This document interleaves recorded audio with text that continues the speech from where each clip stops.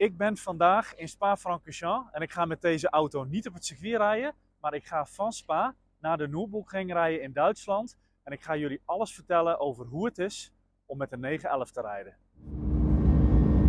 Wat natuurlijk heel erg uniek is voor een 911 is de 6-cilinder boxermotor. In dit geval een 4 liter atmosferische motor met meer dan 500 pk. Nou goed, die specificaties kun je natuurlijk allemaal zelf op internet opzoeken. Maar dat draagt wel bij aan dat specifieke Porsche gevoel. En dan met name het geluid. Een Porsche boxermotor heeft gewoon een enorm mooi geluid. Het is een enorme felle motor. Je trapt hem in en je hebt eigenlijk gelijk vermogen.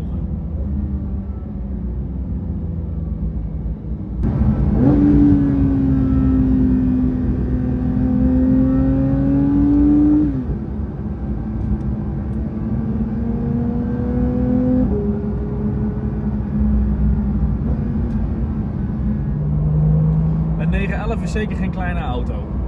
Je voelt het gewicht achterin en je voelt dat het een grote auto is. En dat zie je ook in de spiegels. Hè? Als je in de spiegels kijkt, dan zie je dat de auto achter breder is dan voor. Dus door smalle straatjes en inparkeren moet je goed opletten, goed in je spiegel blijven kijken.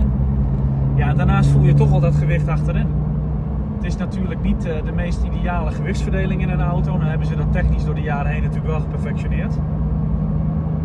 Maar je voelt wel degelijk de grootte van de auto in de bochten en op in de wat kleinere straatjes als je zo door de dorpjes rijdt. Desalniettemin is het op zich best een comfortabele auto als je hem niet in de sportstand hebt staan.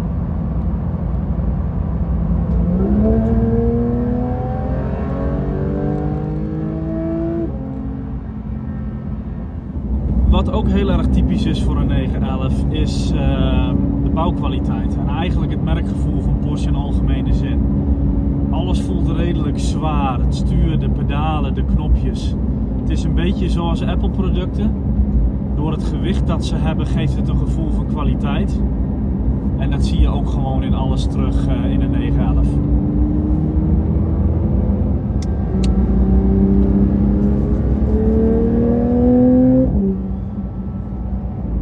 Voelt wel degelijk. Het is speciaal. Je voelt je zeker speciaal als je in een 911 rijdt. Maar het is niet zo excentriek als een Lamborghini of een Ferrari of een McLaren.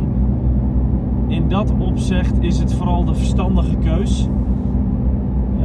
Het is een auto waarmee heel goed dagelijks te leven is. Naar het werk, de boodschappen doen. En daarmee is het wellicht een hele praktische auto in vergelijking met een hoop van de concurrenten. In dat betrouwbare karakter zit misschien ook wel een beetje saaiheid. Op de een of andere manier denk ik dat als je een hele snelle sportauto wil rijden, dat je enerzijds ook een heel uniek speciaal gevoel wil hebben. Maar met een Porsche valt het gewoon niet zo heel erg op.